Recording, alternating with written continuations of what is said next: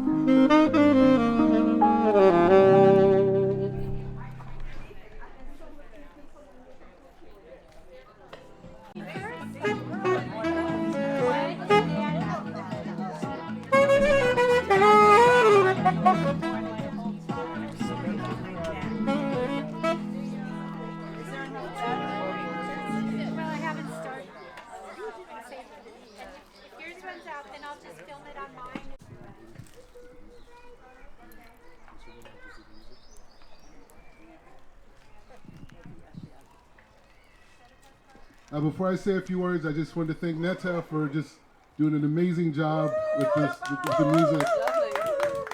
Just, yeah, I walked in, I didn't know where I was at, you know, it was a new thing.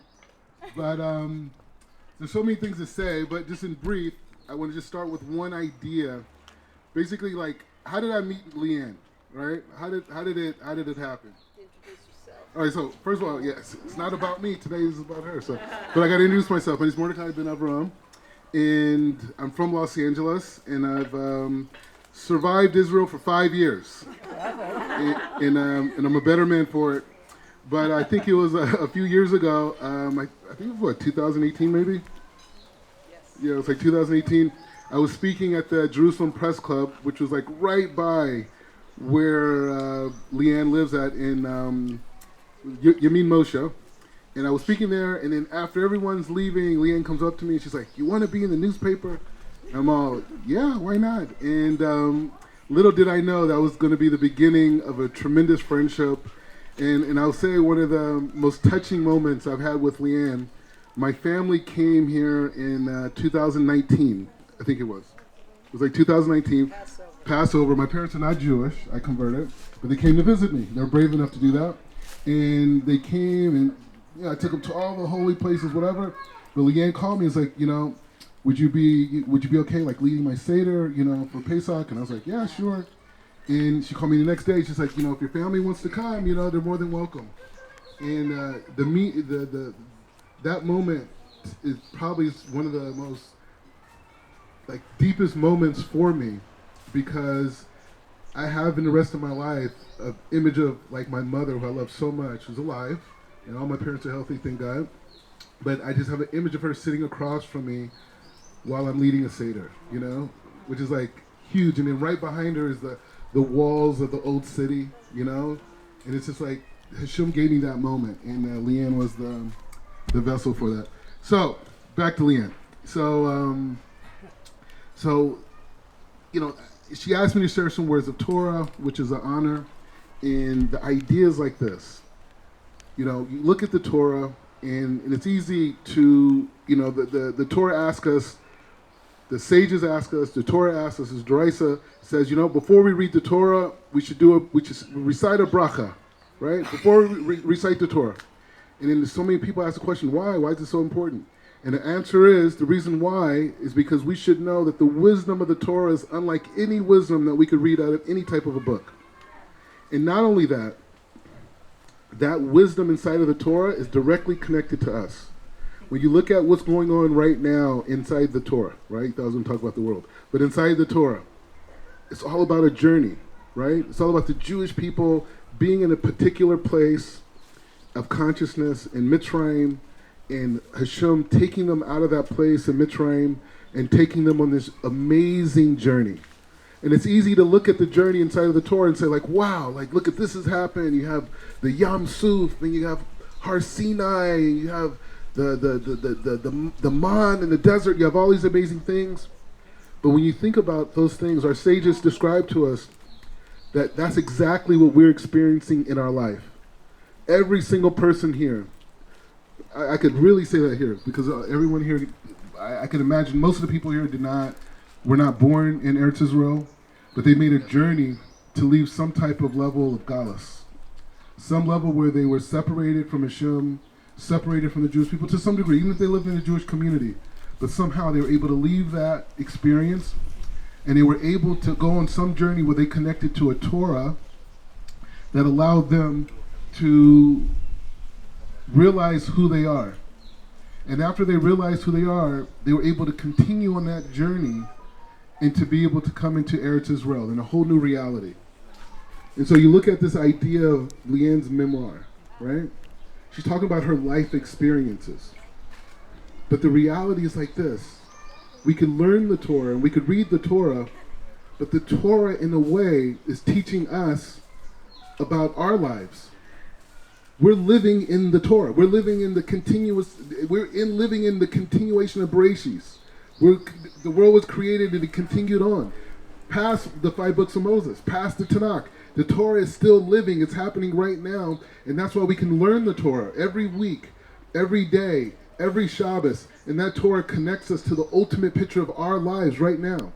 So you're hearing about Liane's process of actualizing her Judaism, actualizing the person that she was supposed to be in her life. And I know her very well, and I know her son, who's not here, who's a tremendous guy who I was hanging out with. He's a lot younger than me, but he's as cool as any guy that I met.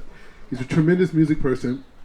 I just remember one time, I don't know if Liane knows this, but one time Liane went on a trip with her daughter, and her son's like, you know, you want to come over? And it was a rainy day. You want to come over? We could talk about Torah stuff. So I came by the house, and we just talked about Torah like all night. I don't know if he told you about this story. Yeah, we talked about Torah all night. I mean, in context, but we did listen to music and those types of things too, because we're both cool guys. But the point is saying that everything that we did, he was like, oh, you know, he's like, turn the music down. My mom would get upset or this. Like, he was so particular about everything as it related to his mom. He had so much kavod for his mother, and she was not there. But he's like a cool guy that you would think is like rebellious, whatever. Like he was like so inside. And her daughter is just like Boss Israel all the way, just a tremendous person. But the thing is, inside of this book, it's not just that she has a book about her journey. She even brings in Pasukim from Psalms. She even brings in David HaMelech. And you think about the David HaMelech story and how he rised and how he started off as this guy who was kind of like the outcast and no one really understood him, but he eventually evolved and became this person that he was supposed to be. And from him, the full redemption for all of humanity is going to come. And so I want to just kind of like, in a way, I want to turn this over to Liane, but the idea is like this. When we're looking at her book, her memoir, this is her Torah. Everybody's responsible to bring their own Torah into this world. Everybody has something unique to contribute, whether you're Jewish or non-Jewish. Everybody has something unique to contribute to the world. And when we have the mindset of God, and we have the mindset of the bracha, of reciting the bracha before we learn the Torah, we have that kavanah, we are part of the continuation of the goodness that God brought into this world. So I want to congratulate Liane and their entire family for, one, just being an outstanding person. I mean, she wrote a full-page article on me in the Jerusalem Post like years ago, which propelled me to a new level in my speaking career and these types of things. But the point is saying that all of us are responsible to bring our unique Torah into this world, whether it's writing a blog, whether it's telling our story. Everyone in Israel has a story. But that idea should be spread around the world.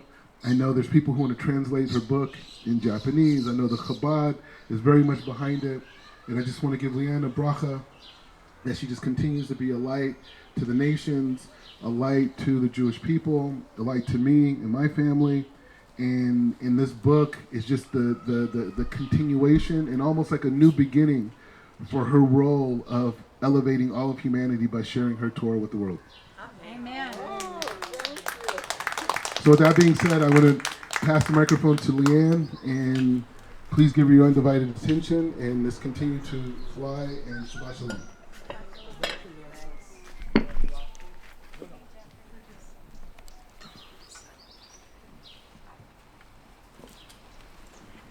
Thank you, everyone, for coming today. I see among you many friends and some newcomers who don't know me, so I'll give you a little bit of background about my journey. I arrived with my daughter here to Israel 4 years ago in June, so we're just finishing our 4th year.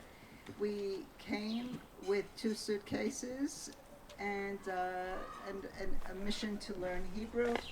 We never learned Hebrew, but we did stay. We just came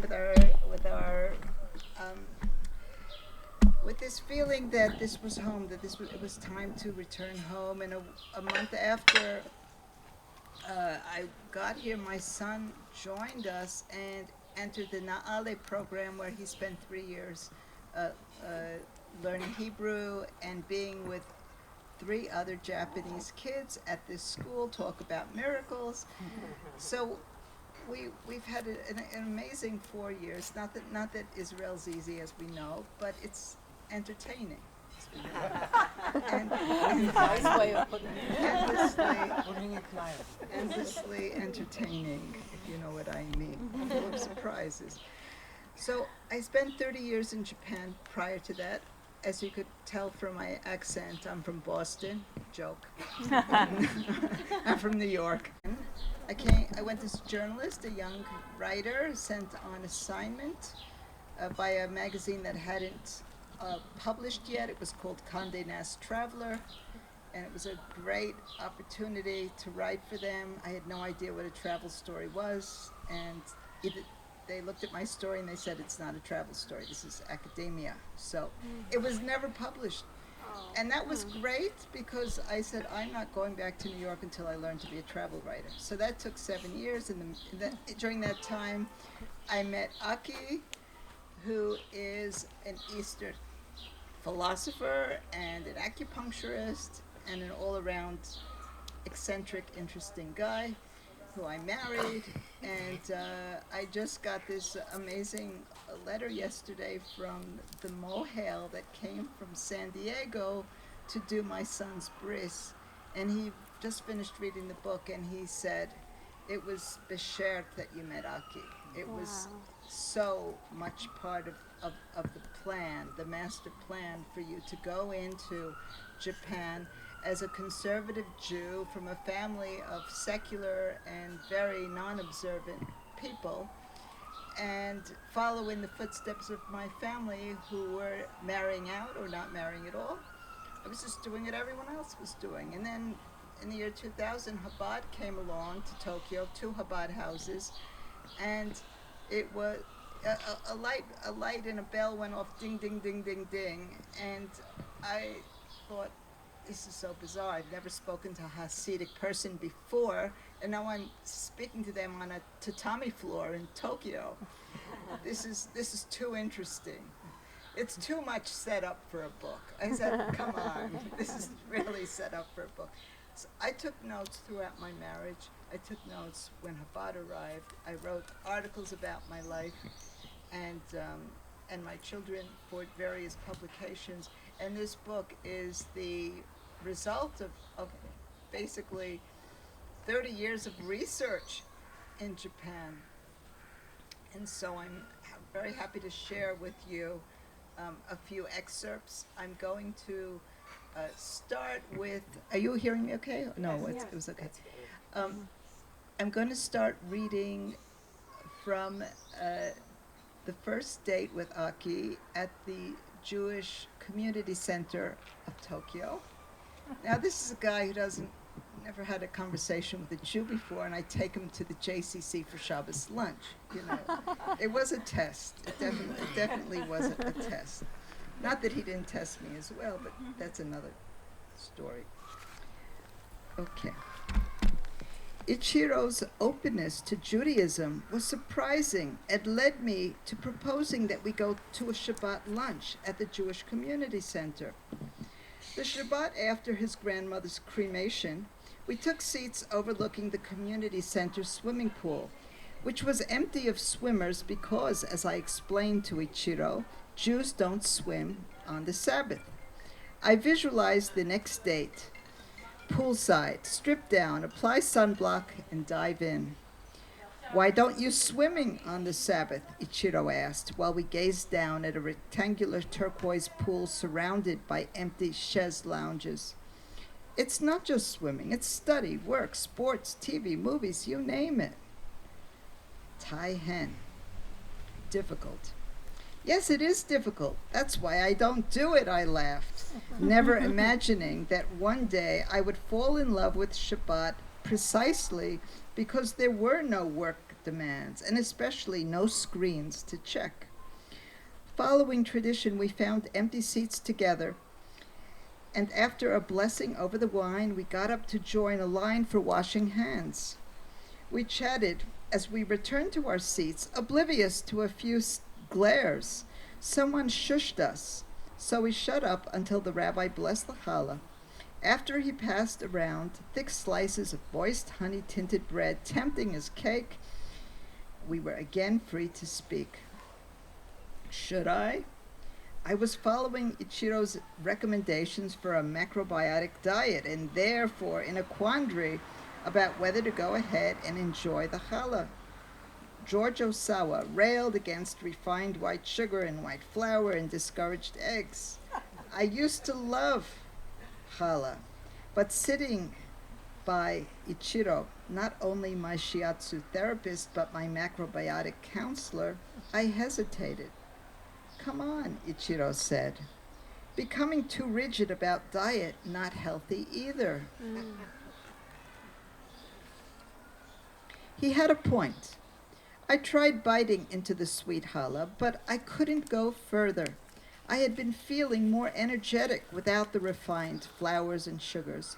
Ichiro didn't see any apparent contradiction here between being a macrobiotic follower at the White Crane Clinic and a challah eater in a Jewish setting. This flexibility worked for him, and I admired him for that. He ate slice after slice of challah. He then doled neat little hills of egg salad, potato, and tuna salads onto his plate until the roast chicken arrived. This is Shabbat. I loving rest on Oshogatsu, Japanese New Year. How often are you due Shabbat? Every Friday night from sundown until Saturday night sundown. He looked surprised. Every week, Jew doing this? That's amazing. But why? Do you want the long reason or the short? I replied. Einat, a university professor with glasses and a bird-like trill in her voice, helped me out. Pointing at the pinhole lights, or perhaps the heavens above the ceiling, she explained to Ichiro that since God created the world in 6 days and rested on the seventh, the Jewish people followed God's lead and observed the day of rest too. I turned to Ichiro and nodded in recognition. Einat is a scholar, an expert on Jewish history, culture, and law. She probably knows more about my own religion than I do. You bringing me here today, so this is important to you. Being Jew, not just brain knowledge, it's something you're carrying in your heart. No? I admitted my feelings, my mixed feelings. You either accept your family's values or you rebel against them. You thinking like a rebel? My mother's grandmother's harsh letter came to mind. Not really, but some members of my family have made me out to be so. An adult, he do so anyway, and he's shocked when he see real life. He's seeing an old man, a sick man, a corpse, and a yogi for first time. That made him deciding to leave his family, becoming a wanderer. Then he's sitting under Bodhi tree for 7 weeks, meditating to escape samsara, the endless cycle of birth and rebirth. There he became Buddha. He experienced satori, enlightenment. Enlightenment, now that's an ambitious life goal, a state of eternal peace and equanimity, Didn't sound so bad. And just think about the teaching credentials. Yes, teaching is noble profession. I finding a Buddhist priest and he teaching me this. Only repeating name of the Buddha with all your heart, whether walking or standing, sitting or lying. Never cease for a moment. This is the practice which results in salvation. Those words sounded so familiar. Each night before I sleep, I recite the Shema, which says the same things, to love God with all your heart, with all your soul, and with all your might. Teach these commandments thoroughly to your children, and speak of them while you sit in your home, while you walk on the way, when you retire, and when you arise. You call in your way Judaism, and I call mine Buddhism, the Tao, and of course all cosmic wisdom coming from the same source. We having this choice to finding God wherever we going, whatever happening, the good and not so good. So much to process here. I had no idea that prayers found in the thousands of years of Jewish liturgy would show up in the Buddhist practice. We'll end here. Beautiful. Thank you. To be continued. Thanks. I'd like to turn over the microphone to Julie Gray and Gidon Lev. Julie, if you could come here. Julie has been an inspiration for me in the last year while I finished. If you could just sit here. You don't sit on my lap, that's it. You want to sit on my lap, you don't. So, in this last year, and the last year is really the last steps of a marathon when it's really hardest to keep going, because that's what all the glitches come up. And Julie had published her book in 2020. I'm so glad I didn't publish my book in the same year as you. I read it and I loved it. I read lots of reviews about Julie's and Gidon's story, and I was very excited to meet her.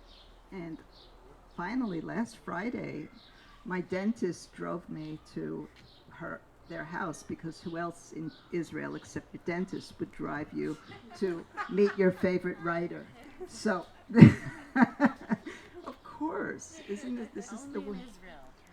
So I asked Julie and Gidon impromptu to come and read from her book. So it's a great honor. I'm very excited to turn over the mic to Julie Gray and Gidon Lev. Oh, Liane, you're so generous. So I'm going to read a little bit, and then Gidon's just going to say a few words, we decided. So this handsome man... We decided it's Julie. Good job. Good. Is that in the book? This handsome man is on the cover of this book, The True Adventures of Gidon Lev, which we were surprised to be invited today, so we weren't prepared. We have 2 books that we can sell, but we have business cards. And I just want to read you part of the introduction, and then Gidon will introduce himself. So this book was awarded as one of the best books of 2020 by the Kirkus Review, and was just awarded also an Indie Reader Discovery Award, which we're very proud of, and has been reviewed very nicely in some major publications. So, but the reason for this book is sitting to my right. The love of my life, the person who restored meaning to my life after some terrible losses, is this guy. I only wish I'd met him 50 years ago. So, but he was busy. So I'm just going to read a bit of the introduction and then let Gidon speak, because as he said, I speak more than as you inferred. Now he's in trouble. Okay. Hang on, I have to take off my glasses. Not for the first time. Not for the first time. On the face of it, The True Adventures of Gidon Lev is the story of an elderly Holocaust survivor, a man who made it through horrifying events and lived to tell the tale. But Gidon did more than survive. He thrived. Gidon's is the story of a little boy who never truly grew up, with a desperate need to belong and to build a family for himself. His story spans the beginnings of a fledgling country, a first marriage gone seriously wrong, a second marriage that lasted for over 40 years, and a late-in-life relationship with a writer and editor, 30 years his junior, with whom his adventures, continued apace. I moved from Los Angeles to Israel in 2012 on the heels of great grief and loss. Everybody thought I was crazy. But the heartfelt memoir I would write about my experiences would prove everybody wrong and heal all of my wounds. This was going to be my A Year in Provence, my Under the Tuscan Sun, my Eat, Pray, Love. I just had to wait for it all to make sense. But it didn't exactly happen that way. It turns out you can't really outrun grief, and that regaining a sense of purpose can take time. In my case, a lot of time, and a very special person named Gidon Lev. When I was a kid, I saw a mini-series about the Holocaust on television. Starring Meryl Streep and James Woods, among others, the series aired in 4 parts.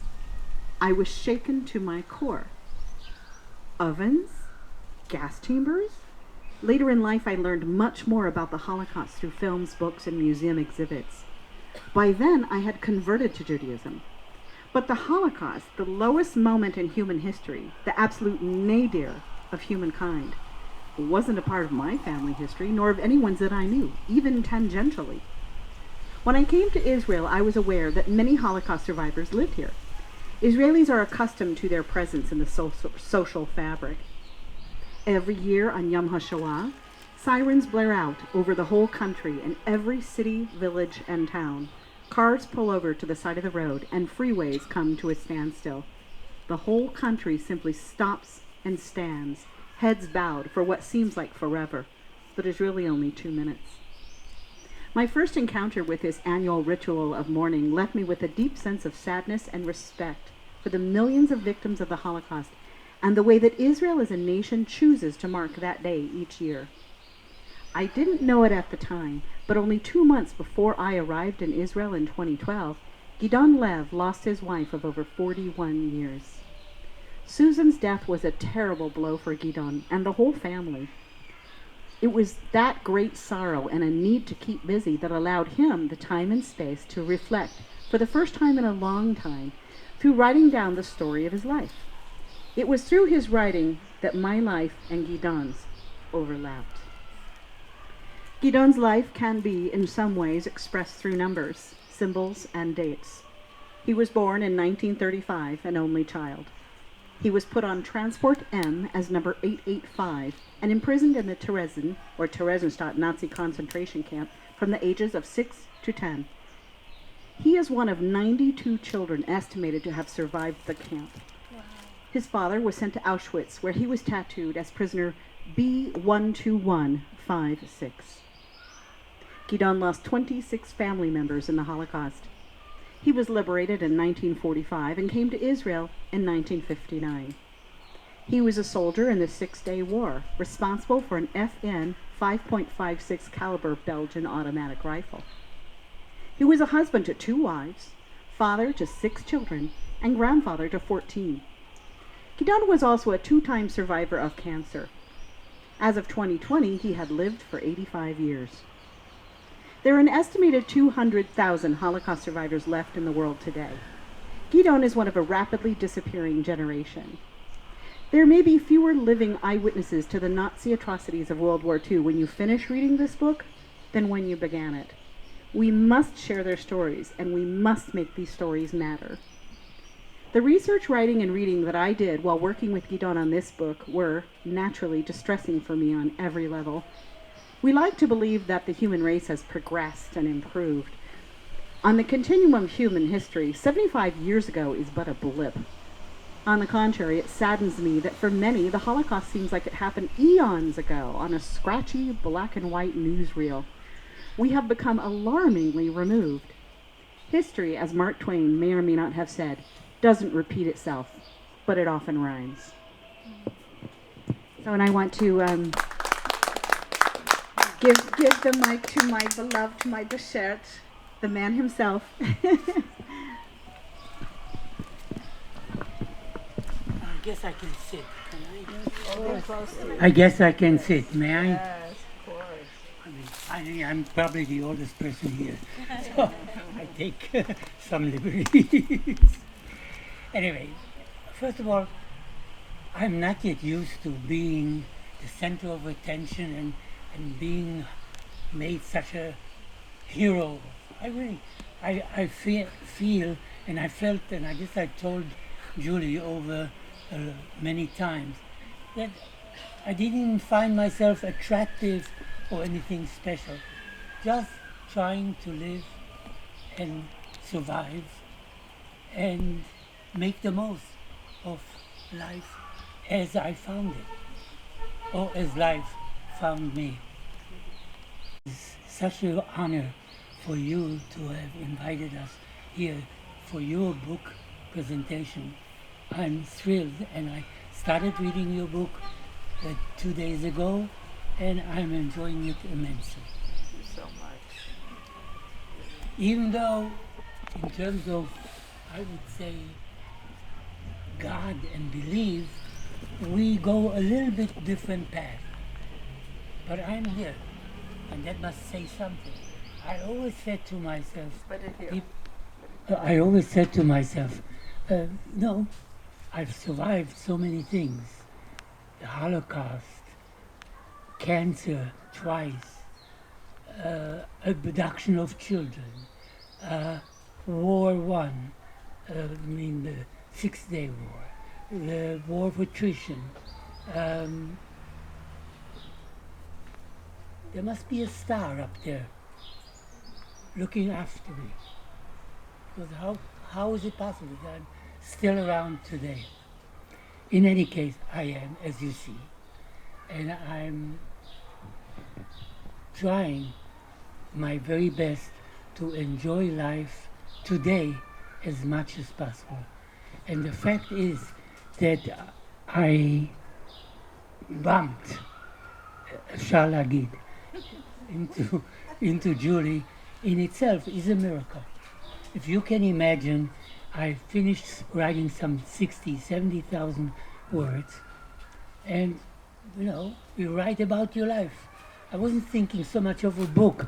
I was thinking, I want to put down what I went through in my life. There's any ups and downs and funny things and tragic and joyful. I write it down. Maybe it'll be just for my kids. And I have, by the way, as of 4 months ago, not 14 grandchildren, but 15 grandchildren, and one great granddaughter. So, if Hitler managed to destroy my family, I got mine back, and that's a big one. But don't think for 1 minute that it was a plan. I had no idea, no plan whatsoever to have so many children and grandchildren, which is already not up to me. Anyway, as you can imagine, they don't ask me, do you want another grandson or granddaughter? No, or great-granddaughter. In any case, the fact is, Julie and I found each other because I was looking for an editor. And somebody who would make out of all these words something that would be readable and enjoyable. And even though Julie first said no, no, no, no, somehow said, oh, maybe, let's give it a shot. And she did. And she asked for help from people from all over the world. And lo and behold, people as far as India said, I'm willing to translate, I'm willing to type, I'm willing to make it into categories. And here we are today. And I'm hopeful that we will sell many books and many people will enjoy it. And maybe we are going to come out even with a film, Making a Netflix documentary about us. we are making a Netflix, and then we can all enjoy it sitting at home. What language did you write your notes in? The language that I wrote in is English. Yeah. I speak actually German. No, I would start like this. My best language is definitely English. Then I would say Hebrew, then German. German I can turn and twist into a little bit of Yiddish, and a few words in Arabic, a few words in Russian. I've lived 40 years up in the north in Nazareth Elite, which is Nof HaGalil today, and my neighbors were Arabs. And I spoke to them not Arabic, but I spoke to them mostly in English. So I love languages, and I should have learned more. If you have any questions, please be free to answer. I'll try to answer you with all my heart. Your books here? We have 2 books here. But we have a bunch of. We didn't expect this, but we have a website and a business card, and we would love you to purchase some, and we would love some more good reviews. And we have our representative from Pomerantz. The Pomerantz books is here. So you can buy it Pomerantz, right? Okay. Is your book there too? Yes. Anybody, any question? Yes. Where was I born? I was born in 1935. No, wait, where? Where? In Karlsbad, which is Karlovy Vary, Karlsbad, Karlovy Vary. It's the border area between Germany and Czechoslovakia. But in 1918, at the end of the First World War, Czechoslovakia was born. And that part was definitely part of Czechoslovakia. But there were a lot of Germans living there, and they wanted independence or autonomy or whatever. And that was the excuse that Hitler used to say, this part has to belong to Germany. And for peace, we give it. Of course, it was foolish. We have another question right here, and then you should go. Why haven't you recorded your testimony for Steven Spielberg? He has a testimony at Yad Vashem, and the Shoah Foundation, Spielberg's organization, is doing one in about a week. Wow. Anyway, thank you, Liane, so much. Amazing. Amazing. Okay. Take it on, Yalla. Get to the hostess with the mostest. You can hear you. That's what happens when you get old. You get in, but start to get up. Find it hard to get up, huh? Thank you so much, Julie Gray, Gidon Lev. Of course, please. How about one here? Hello. I'd like to say, as a memoir writer and a writing teacher, can I teach a little bit? I just have to add this little point that, writing a memoir, you can't do it alone. You need inspiration, and you need support. You need strokes from people who believe in your story. And if you're lucky, you get to meet them, and if not, you get to read them. And so I was very lucky having that support in Japan that pushed me through during the 9 years that it took to write this. And having Julie and Gidon here is just amazing. And it's just part of the story that what comes around goes around. And it's such an honor. So wherever they are, thank you. Thanks. Okay. I'm going to take my glasses off. This is the first time I met Ichiro's parents, what that was like. And his grandfather had just passed away. He was the patriarch of this pretty important family. His grandfather had invented the rice polishing machine. And, the funeral went on for hours and hours and hours. You would have thought the emperor had died. It was just one of those very impressive things. And I was there as a fly on the wall. And that's about the time I got to meet his parents. When the time came to meet Ichiro's parents, they were caught up in the Buddhist version of sitting Shiva, the mourning period, which continued for 49 days. To reach his parents' home, we took the back staircase. He turned the key in his parents' door and shouted, "Tadaima, I'm home. So now I got it. This was his real home. And that studio of his was just his sleepy quarters. Interesting. I was expecting his parents to live in a Spartan flat like Ichiro's. I assumed his values must have come from his family background. Well, in fact, the opposite was true. The Genkan, a spacious foyer, was paved with black stones. Recessed pinhole lighting illuminated a built-in cabinet made from a very blonde varnished wood, decorated with a fine blue and white porcelain vase. I felt as if I were entering a museum, and I felt right at home.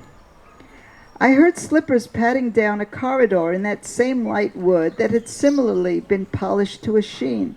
Ichiro's parents appeared in the Genkan to greet us.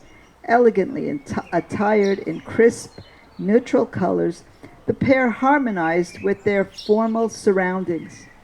We bowed to each other respectfully. Nothing touchy-feely, just the lowering of heads and warm smiles on the rebound. I got the impression that I was welcome, and I felt such relief I wanted to hug them. But I didn't, because I didn't want to shock them, or worse, give them the impression that I had no manners. They guided me into the kyakuma, the formal tatami room, reserved for entertaining guests. I took a seat on a white zabuton, sitting seiza style, the formal way, with my legs tucked underneath me, which made my back straight. But after a few minutes, my legs cramped. Ichiro said something in Japanese that made his parents laugh. Ichiro's mother told me to sit however I wanted. An episode of a TV sitcom comedy I watched as a teenager popped into my head. In Love American Style, the grown daughter brought home a bear to her parents and introduced him as her new boyfriend. The parents were so appalled they told their daughter that anyone would be better than this bear. So on her next visit, she brought home a human, a Hells Angels biker. He had long hair and a scruffy beard. He was pierced and tattooed. He wore black leather from head to toe, but at least he was not a bear. I wondered whether I was Ichiro's better than a bear new girlfriend. But this fear was soon allayed as soon as Ichiro began translating. We heard from Ichiro that you are interested in Japanese art. If I could find it.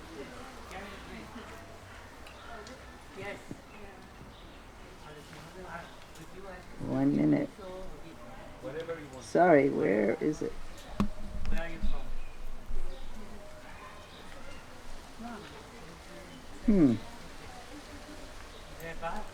Okay, here we go.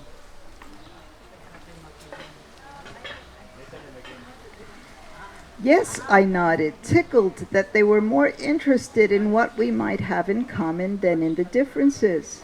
His father pointed to a painting of two young women facing each other in pastel kimono, set in an impressive gold frame. Ichiro's mother asked what I thought. They're looking at each other as if they are mirrors, admiring themselves in each other's beauty. She smiled. Yes, that's what I thought when I first saw it. We choose the art together. It was a Ryohei Miwa, a masterpiece by a revered Kyoto painter. Ichiro's father slapped his knee. Women see such different things than men do. These Maiko-san, a young geisha waiting for their male clients to appear. My future father-in-law wanted me to know that this painting came from Matsuzakaya department store. And when he did, my hand went up to my mouth as if I just hit some jackpot. Ichiro was the son of a department store art collector. This had to be one more sign from God. He pointed to a doll displayed in the tokonoma, the gleaming wood-floored alcove, a step above the tatami flooring where we sat. On display was a doll which bore an uncanny resemblance to Ichiro as he probably looked as an infant. This doll had wide cheekbones, enormous brown eyes, and a reverse Mount Fuji peak pointing down from his forehead. Ichiro's father's personal buyer at Matsuzakaya discovered this doll-like sculpture soon after Ichiro was born. the marvels of having your own personal buyer. As the oldest son, the chonan, Ichiro has many responsibilities, his mother explained, as the apparent wealth and status of this family quickly sank in against the backdrop of gold leaf sliding doors that ran the length of the room. He will one day take over the management of the family business in rice polishing machines, and he will follow the Buddhist tradition of visiting the cemetery each month to pray for his ancestors' souls. That means he must live in Japan. As Ichiro's wife, this will be your responsibility too. My, oh my, Ichiro's mother sure didn't waste any time getting to the job description. A wife to the firstborn had responsibilities, status, and duties. A life forever in Japan. So interesting, I thought, to be a fly on the wall to their way of life, but to actually become one of them, to live in Japan for the rest of my life. Maybe growing up I had seen too many movies of the fumbling outsider who narrates his own neurotic double life. It could be a meaningful rite of passage, but a passage to what? I had no idea. Come on, Mom, Ichiro interrupted. Give Liane getting to know us chance before you telling expectation. Good for Ichiro to stand up for me. We hear that you're Jewish, his mother smiled. People used to call me the Jew of my village because I was good with money. My jaw dropped. This was meant as a compliment, no doubt. But I had to correct her. Some Jewish families, yes, but not mine. My father arrived by boat as a refugee from communist Romania to Haifa, and then on to Montreal when he was 22 and penniless. My grandparents were supposed to join him, but my grandfather had a heart attack during immigration, dying on board a ship off the coast of Ireland.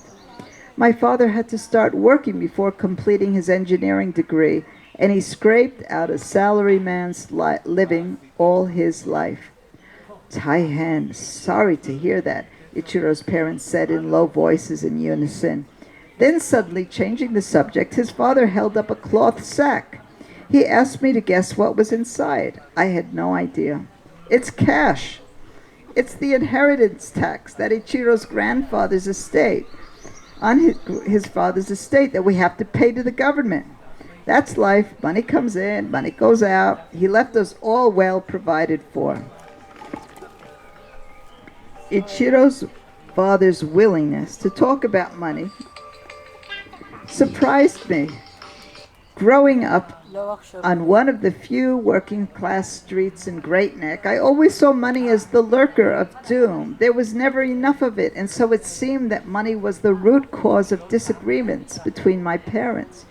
Children can speculate, but they gave me the impression that the less money was talked about, the better. Ichiro's mother had cooked up a storm. She served a tasty dinner of crispy, deep-fried tempura, rice, and lots of little salads portioned out in tiny bowls of different shapes. Ichiro whispered something to his mother. His mother said something to Ichiro, then handed me a crisp 10,000 yen note. I was touched. Ichiro was subsisting on an apprentice salary stipend, and it could take months, if not years, before he moved up the ranks at the White Crane Clinic. He even had his own name for his parents' generosity. He called it cosmic circulation. I don't borrow from my parents. Money circulates, he said as he headed toward the kitchen, rolled up his sleeves, and gestured to me to grab a dish towel. I think we call it give and take, I said, following his lead, and thinking to myself, how lucky I am to be entering this harmonious home. Thank you. I just explained one thing that isn't in the story. The reason I said that it was like hitting the jackpot when I found out that his parents collected art from a department store was because I'd written my master's thesis on art in department stores. And that was what brought me to Japan in '85, and then in '87, Condé Nast sent me to Japan to write about art exhibitions in department stores. If only I had known his parents then, maybe it would have been published. But it was just an incredible sign to me that I was a walking encyclopedia on this very obscure topic that people don't know about, that the best exhibitions in Tokyo were actually, above the lingerie department. It was just unheard of where you would find the exhibitions. So thank you very much for hearing us read today. It's been very exciting. It's been an honor. I'm going to ask Netta to play, and she is playing Hasidic music. She's playing Carlos Shlomo Carlebach and other wonderful tunes. And please stay till 3:30. We're gonna have we'll have Mordechai. Do you want to close now or afterward? Okay, we'll close. To just thank everybody for coming out. Thanking Liane for having me, having all of us. And as you see, like, she just creates a platform for other people to share. There's other people sharing their stories and these type of things. But I think the lesson to go away with and the lesson to go into Shabbat with is this idea of how valuable each and every one of our stories are. And Liane is literally cultivating her business model, not just to promote her own writings, but to help other people manifest their writings as well. Because we all have tremendous stories. And after 120, that's it. And I'm just saying, I'm putting pressure. But the point is just saying, what we leave behind us will be part of what they say, like on every Rosh Hashanah, right? I'm gonna leave with this. Every Rosh Hashanah, the people who are alive are judged, and the people who are no longer here are judged as well. So that's the question. You're like, wait, how could a person be judged and they're no longer here? This person passed away 10 years, 15 years, 8 months ago, right? How could they be judged? The answer is, the reason why people are judged when they're not here anymore, because they're judged by what they left behind them. And so the idea of creating your own memoir, the idea of sharing your story, and showing all the miracles Hashem has done for you and all the experiences that you have, the significance of that is that will be part of your testimony, what you leave behind you. And all the people that you give inspiration to and all the people that you give hope to will be part of the elevation of your soul after 120. So with that being said, Liane is helping everyone cultivate their stories. It's important.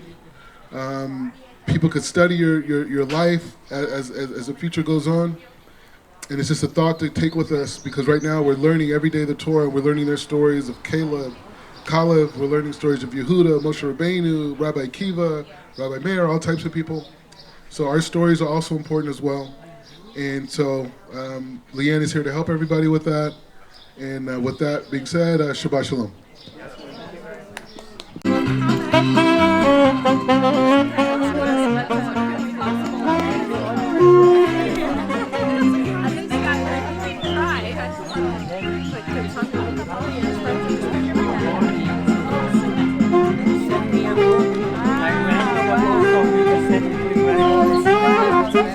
The book is available in Pomeranz. What? The book is available in Pomeranz. I didn't even know there was such a thing as Pomeranz. How did you learn how to speak English so well? Because when you said I lived in Canada for 10 years. They teach English.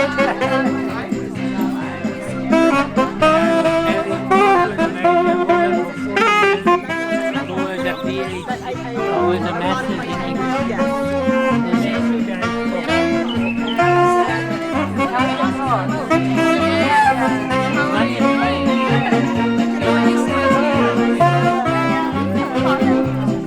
Take something of hers, right? Yeah, we're going to take her.